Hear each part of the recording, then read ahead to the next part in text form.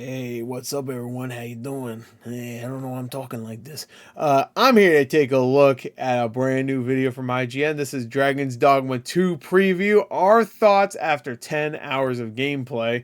So, you know me. Well, if you don't know me, let me give you a crash course. I'm Gore. I'm deeply pathetic. That's all you really know. But I also really love Dragon's Dogma. Dark Arisen, I should say, because the original game did not...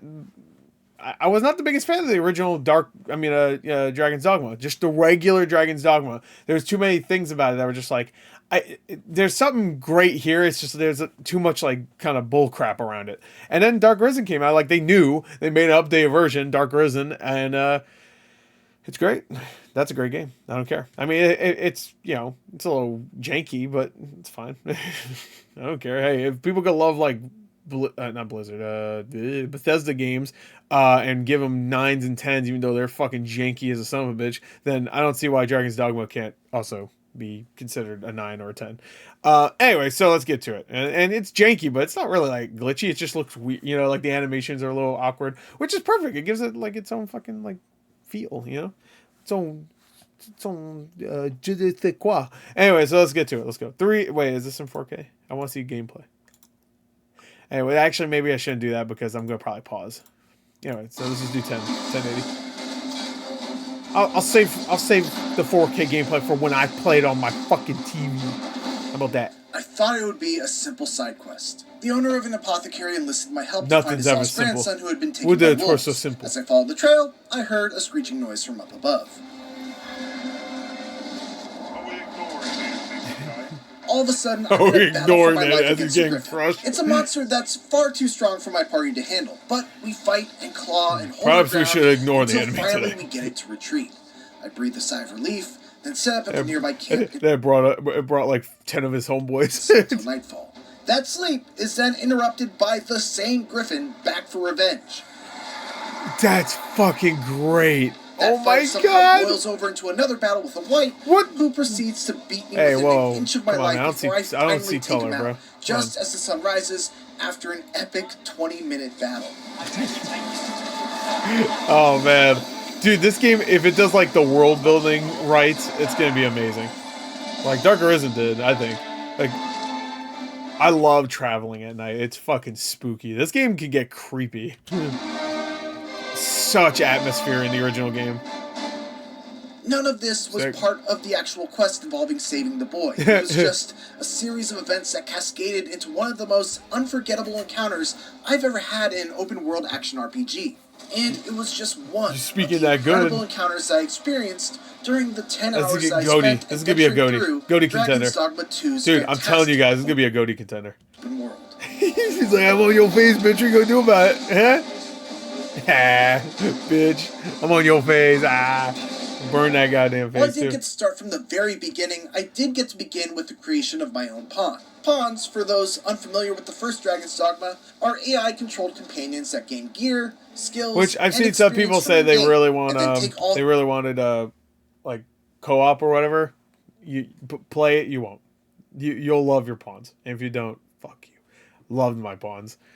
And some people will find them annoying, but you can actually make it so that they talk less if you really are annoyed by them. Well, at least the original game, you could do that. I'm pretty sure. Online, where they could be hired by other players to be companions in their own games. I can't remember who I hired. I want to say it was somebody on my friends list. Like I made my own, and then you can have 2 other ones. I think I'm pretty sure. Yeah, 2. I think. You probably just said, but yeah, I can't remember. It was someone on my friends list. I remember. And I was like, oh yeah, I'll take your pawn. It was like a fat dude, like a fat shrumpy, like not shrumpy, frumpy looking dude with like he had a big ass mustache and like a really shitty haircut. I remember that, but I can't remember the name of the pawn or who it was from. Too much time on either pawn. I remember he looked like he had like a Edna Mode's haircut. That was pretty much what it looked like. At least that's what I remember from Incredibles. Character creation, especially because we've already made those videos. I think so. I should load up my 360 I know I'm pausing a lot. I don't give a fuck.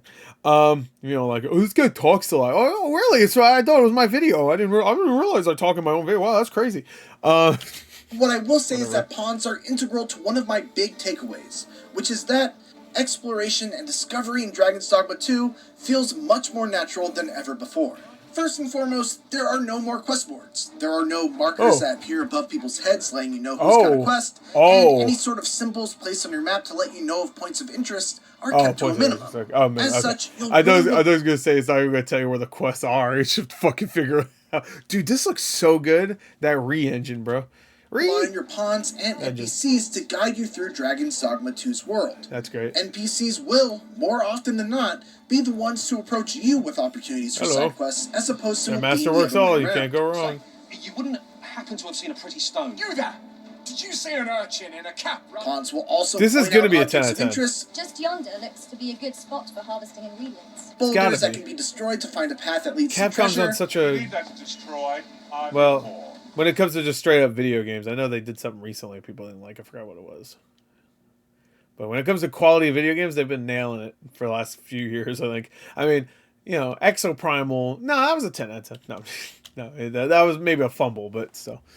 It wasn't bad. Or if they already have knowledge of a quest from their owner's game, they will straight up lead you to those quests if you give them the go-ahead. Oh, sick. All of this leads to a style of exploration and adventuring that feels very organic and appropriately rewarding, very much in the same way that Elden Ring and the two most recent Zelda games do. That's exactly what I was thinking. I was thinking fucking Elden Ring and the Zelda games. As alluded to, especially when he said, like, you just kind of figure out...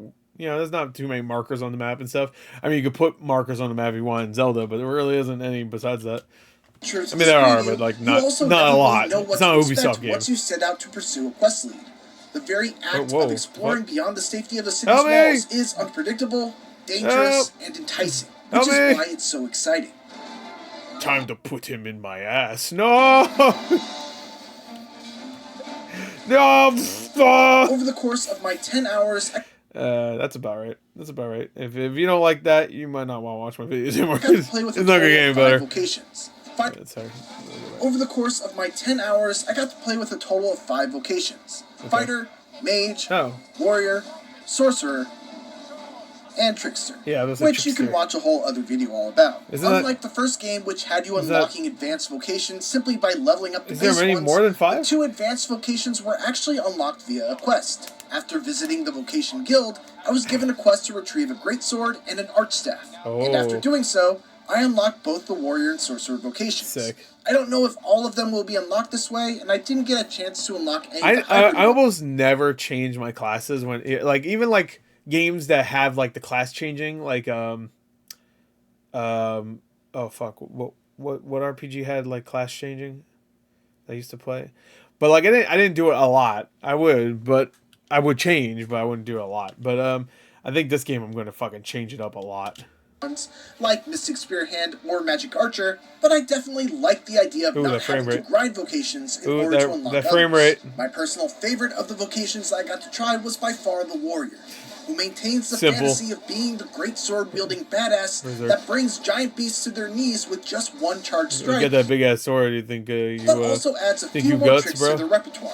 Director Hideaki Itsuno heard feedback that the Warrior didn't feel like a super viable vocation in the first game, and thus worked hard to give them some new elements to bring out their strengths. For starters, we've jacked up the Warrior's offense and destructive power, to the point where it's unfair. In exchange, its abilities take a little longer to execute. This makes the vocation somewhat difficult to use, but that's where the tackle comes into play.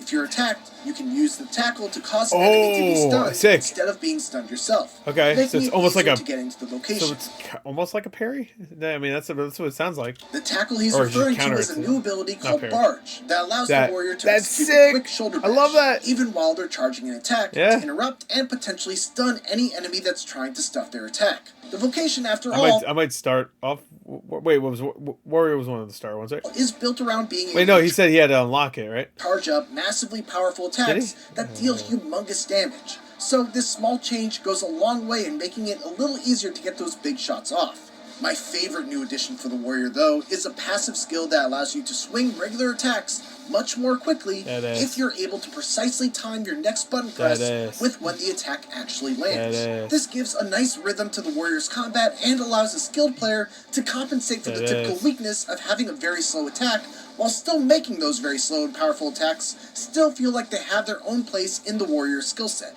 Also, if you're like me and enjoy the feeling of leaping off cliffs and slamming your weapon down on a monster's head, this is the vocation. Yeah, that fire looks really good on there, actually. Oh, that impact, bro. Unfortunately, dude, I wish you could cut a fucking head off doing that. Get deep enough into the sorcerer vocation to see any of the really this would probably be fun. spells that they're so beloved I'm not like...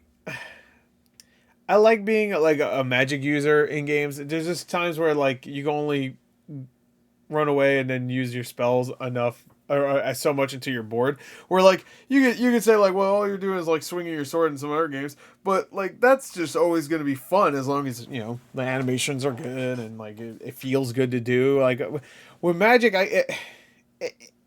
same thing for that. I just feel it less. I don't know. This is me. But what I really enjoyed about the sorcerer was the addition of a unique skill called Galvanize. This allows you to go into a stance that recovers your stamina extremely quickly, which is especially useful for the sorcerer due to the fact that their spells take so long to cast. To shorten those spells, you need to use a skill called Quick Spell, which allows you to spend stamina to reduce the spell's cast time. All of this leads to a careful balance of preparing to cast a powerful spell, so that makes using sense. Quick Spell because all the other vocations probably use stamina, so its cast time, and then making note of whether you have enough stamina to cast another spell. To use a stamina for the spell to shorten its cast time, and then making note of whether you have enough stamina to cast another spell, or whether you have to break away and use Galvanize to get your stamina back up.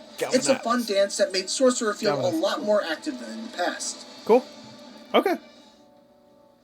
I don't think I played Mage. Dragon's Dogma 2's open world is enormous, reported to be roughly 4 times the size of the already huge map in the first game. Yeah, the first map is pretty fucking big too. That claim in my experience of checking out the map and wandering through just a small. This game's a fucking dream. This game's a dream, dude. You guys, you're not ready. It's gonna be good. Portion of it. It's big, but it's also dense, with exciting encounters both on and off the beaten path that were paced nicely, so I wasn't constantly slowed down by back-to-back battles. But I also never went too long. Whoa! Spin dashed on him. Back battles, but I also never went too long without having something to engage with. One thing that was important to Itsuno and the team at Capcom was making sure there's always something to do while you're going through the world. Players really felt the distance that they were traveling as they explored. To that end, fast travel is very limited, like in the first game. You can only travel between discovered port crystals, and every time you do, you must expend a fairy stone. Which I want to say in the original version of Dragon's Dogma, maybe I'm wrong, there was like almost no fast travel whatsoever in that, and that was like a problem a lot of people had, including me, because like there's times where I'm like, I need to go all the way over there to finish it. Oh fuck, I'm gonna have to walk all the way over there. I think it was pretty much those stones, I think, but you had to go to particular areas and stuff. I want to say Dark Arisen made it so that it wasn't that crazy. I could be wrong. Maybe I might be wrong. So. Are highly valuable items that don't come cheap and aren't easily found. Shall we make use of it? We shall. Another option you have for getting around is using an ox cart, which is relatively cheap, but they are limited in the fact that I'm not going to fast travel for the longest fucking time in this game. Until I get to the point where I've pretty much explored the entire fucking map. Well, maybe not, but you know, I'm going to keep going. That's what I loved about Dark Arisen. I just kind of fucking went, you know, like I almost did. I don't think I even got that far in the story. Like I know how the story ends, but like I just, everything about that game was so much fun. Is where you travel. The main like I was just like addicted to just exploring and doing side shit and stuff and exploring towns and stuff, grabbing people, throwing them over edges. Whatever. Only went from the capital city of Vermorth to the checkpoint. Around is using an ox cart, which is relatively cheap, but they are limited in the fact that you can't choose where you travel. Okay. The main one that I found only went from the capital city of Vermorth to the checkpoint town, which was far to the west. That's so great. You also have to consider that ox carts are not a completely safe way to travel, as they often will be ambushed by all manners of beasts. Of course, you can just hoof it on foot, which is where you'll truly feel the weight of that distance, especially due to the new health restoration mechanic known as the Loss Gauge. In the first game, you'd be able to heal your entire life bar by using health restorative items, and recoverable gray health with spells. In Dragon's Dogma 2, however, every hit diminishes a portion of your max health. The only ways to restore it are either by finding a campfire to rest at, or returning to an inn and resting for the night. Fortunately, if you rest at a campfire, you can also cook some meat and get some much-needed buffs, in addition to restoring all your life. but there's a risk involved. Holy shit! Wait, no way. I thought we were looking at. No. Fortunately, that's in the game. That looks so good. If you rest at a campfire. No, this is not. This is live action. There's no way. Dude, this looks too good. You can also cook some meat and get some much needed buffs, in addition to restoring all of your life. But there's a risk involved with resting at a campfire as well. The flames may attract monsters to your campsite, and it's not even the same thing. Look, at the beginning of this preview, you could actually wake up to an angry griffin coming back to finish what it started. What's up, pussy? Thought you were going to sleep? Virtually every action in Dragon's Dogma 2 has some combination of a cost and a risk tied to it. Right. Fairy stones are risk-free travel, but they come at a very steep price. Ox carts are a low-cost but moderately risky method of travel, and traveling on foot is free, but extremely risky. Then you must also consider whether it's worth it to press on in a questline with low max health, or backtrack to a town to resupply, whether you should avoid fighting the giant tanky ogre, or risk it all on trying to bring it down for both the experience and rare material reward, whether you should keep on the less dangerous beaten path, or take a detour into the unknown. In the 10 hours that I played, these were very compelling decisions to have to make. But the real test will be whether those decisions remain compelling or turn exhausting in hour 20 or 30 when the map has expanded dramatically and you still have quests remaining to complete in a town that you're super far away from. I bet it'll get more forgiving later. That's my guess. Like, I'm sure design-wise they were like, well, we can't. We made the map 4 times like bigger. They probably want you to slowly explore the world, and as you get further in the world, it'll become easy to go back to places you've been to, is my guess. Or like you'll find a lot of those fairy stones for free. Like they made it, that's probably exactly it. They made it super expensive early on, or just period, because they don't want you to use it so quick, you know, like just going back and forth between the same areas. They want you to explore, and later on, as the game progresses, you'll get more of those fairy stones from like dead bodies and stuff or whatever, or missions or something. So you'll get a bunch of them. That's my guess. That's my guess. Maybe not. Maybe they want you to fucking spend an hour going back to fucking the starter town, or so you can finish a mission you couldn't do earlier or you forgot to do. Yeah.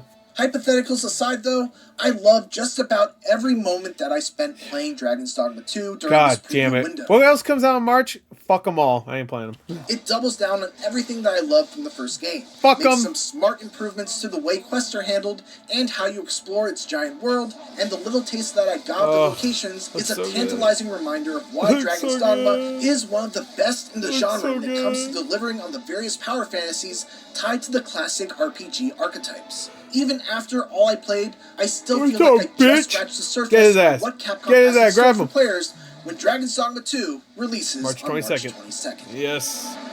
I got that marked on my calendar.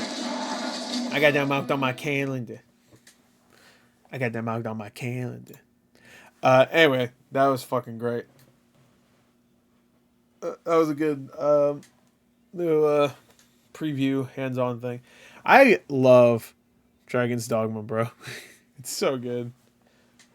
It really is a love that I had to really, I don't want to say work for it because I played the original, didn't like it that much. Then I played the newer version because I heard it was, because that was the thing, like I didn't like the original, so why would I ever play Dark Arisen? Because I wanted to like it because it's so cool, but there was too many things about it that I didn't like. And then yeah, so the updated version was there, and I was like, I need it, I want it, and I got it. But yeah, I would say it was hard. It was like a lot of effort to love. It's just like one of those things, like they updated it, and it was awesome. It was great that I gave it a second chance because it's a special game. I love it. Anyway, so there you go. And seeing a lot of people say like, yeah, I bought it and I'm loving it. Like I'm just playing it ahead of Dragon's Dogma 2. I really want to do that, but I also like would love to just not have played that game in so long and then just go dive into Dragon's Dogma 2, because I kind of want Dragon's Dogma 2 to just be a refined version of that game without changing much about the way, like, even your character moves or how pawns act, really. I mean, obviously add more stuff, but like, I don't know. Anyway, that's it. Bye.